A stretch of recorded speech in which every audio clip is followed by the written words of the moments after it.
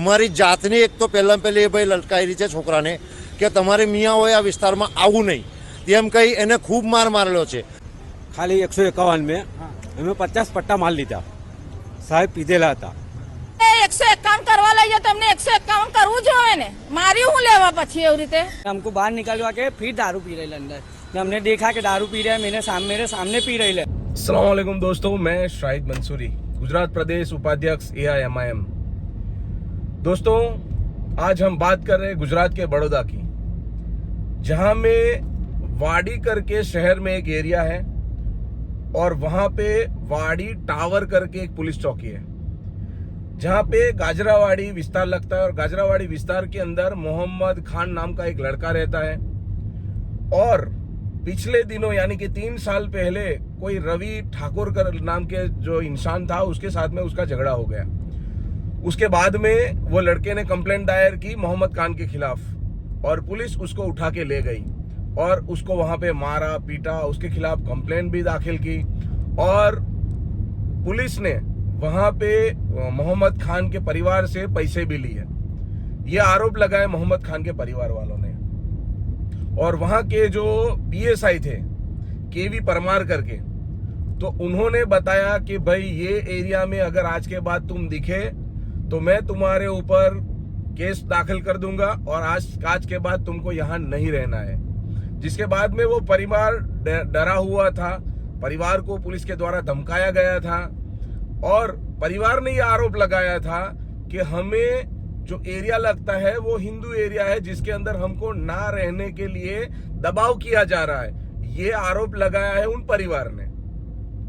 जिसके बाद वो लोग चले गए, याकुतपुरा करके एरिया है, वहां पे चले गए और वहां पे किराए के मकान पे रहने लगे, जो कि 3 साल हो गए. और 3 सालों के अंदर ये जो KV परमार नाम के जो पुलिस सब इंस्पेक्टर है, उन्होंने ये लड़के के खिलाफ कई बार एक्शन ली और कई बार 151 करने के लिए बुलाया और बुलाने के बाद पैसे मांगे और इसके ऊपर इसकी जमानत जामीन लिए.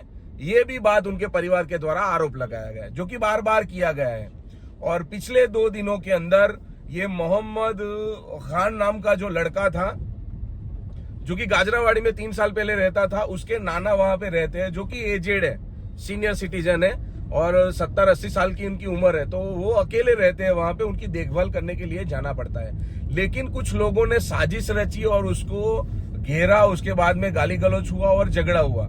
झगड़ा नॉर्मल था गाली गलौज का, लेकिन ये KV परमार साहब जो टावर पुलिस चौकी है, वहां पे ये लड़के को उठा के ले जाते हैं 151 करने के लिए. और 151 के बहाने पे वो लड़के को 50 पट्टे मारे गए. ये आरोप लगाया है वो लड़के ने, लड़के के भाई अल्ताफ खान ने, उसके पापा केसर खान ने और उसकी मम्मी मुमताज ने. ये सब आरोप लगाए. तो यहाँ पे देखने वाली बात यही है कि क्या यहाँ पे कार्रवाई एक तरफाई होती है. हिंदू मुस्लिम की जहां पे बात आती है, हम हिंदुस्तान में सब भाईचारे से रहते हैं, तो यहाँ पे पुलिस का रोल क्या माना जा रहा है. दोस्तों, ये कहने वाली बात है. बाकी जो मुसलमानों के साथ जो अत्याचार होता है, यानी राजनीतिक नेताओं द्वारा किया जाता है, कुछ पुलिस वालों की तरफ से किया जा रहा है. मैं सभी का नाम तो नहीं ले रहा हूं, वो इसलिए कि मेरे दोस्त भी है, कई पुलिस वाले हैं और कई पुलिस वाले मैंने ऐसे देखे भी हैं जो कि दिलदार इतने हैं जो मुंह से निवाला निकाल के खिला देते हैं, ऐसे भी है. लेकिन ये कौन पुलिस वाले हैं जो आम इंसान में डर का माहौल पैदा कर रहे हैं, मुसलमानों को दबाने की कोशिश कर रहे हैं और सिर्फ मुसलमानों पे ही अत्याचार किया जा रहा है. ये परिवार का आरोप लगा है कि जो KV परमार साहब थे, उन्होंने 15,000 रुपए भी लिए मांगे और पिछले वक्त में 3 सालों में उनको कई रुपए दे दिए. ये भी ये परिवार का मानना है. तो दोस्तों, यहाँ पे मेरा कहने का मतलब ये है कि अगर आपके साथ नाइंसाफी होती है तो खुद ही जागो. कब तक आप लोगों को नेता बनाते रहोगे? आप खुद भी कायदा जानिए. ये तलवार, चाकू, ये डंडे, ये लकड़ियों का जमाना नहीं है, ये कलम का जमाना है.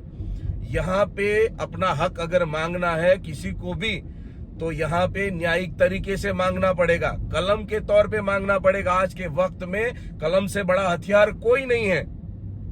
अगर आज वो मोहम्मद खान ने कलम के तरीके से पुलिस कमिश्नर से न्याय की मांग की होती तो आज इसका ऐसा दिन नहीं होता। खुद का मकान होने के बावजूद ये केवी परमार के कहने के ऊपर इनको खुद का मकान छोड़ के 3 सालों से किराए के मकान पे रहना पड़ रहा है। ये सब हो रहा है पर्सनल दुश्मनी की वजह से। और ये जो पर्सनल दुश्मनी है, उन्होंने केवी परमार साहब ने कई बार ये परिवार को भी धमकियां दी है कि जब कभी भी ये इधर दिखा तो मैं इसके ऊपर कुछ भी कर दूंगा।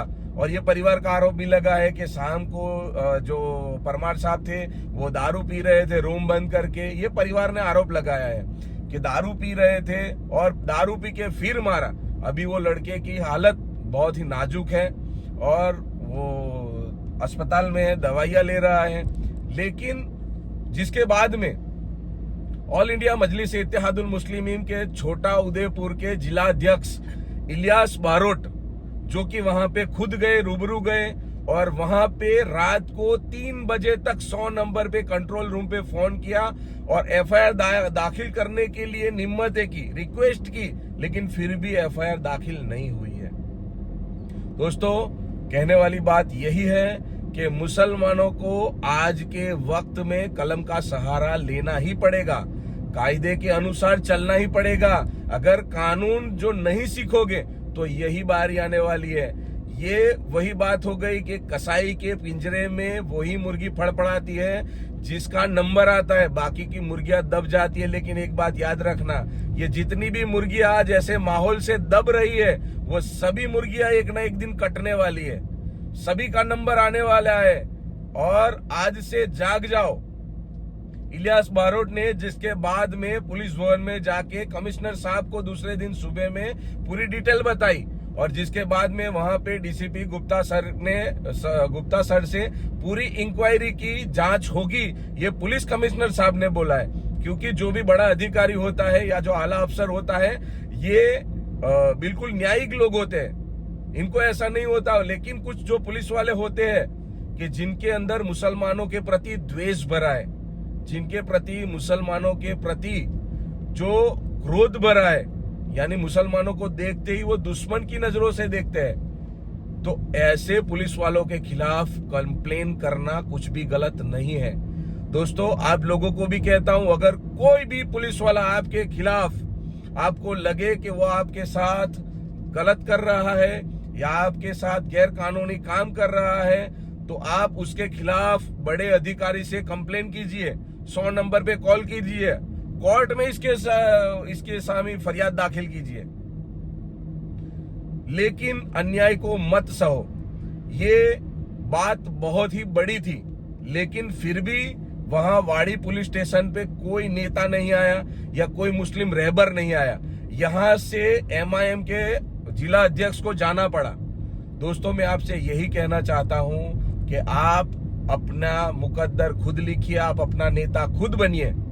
बैरिस्टर असदुद्दीन साहब भी यही कहते हैं कि आप नेता बनो, कब तक किसी के तलवे चाटोगे?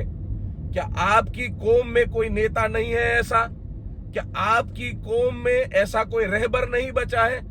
क्या आपकी कौम में ऐसा कोई इंसान नहीं है जो आपको न्याय दिला सके? लेकिन आज के वक्त में ये जो घटना घटी है वह बहुत ही मुसलमानों को शर्मसार करने वाली घटना है।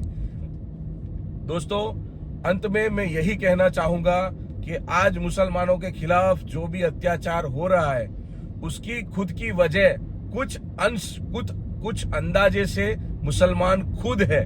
क्योंकि मुसलमान उठना नहीं चाहता, लड़ना नहीं चाहता, अपने अधिकारों के लिए किसी से भिड़ना नहीं चाहता। यही सोचते हैं सब लोग कि ये तो उसका पर्सनल मैटर है। लेकिन याद रखना, गुजराती में कहावत है कि वारा पछी वारो, मारा पछी तारो। तो सब इसी उम्मीद में तैयार ही रहना, क्योंकि सबके साथ ये होगा आने वाले वक्त में।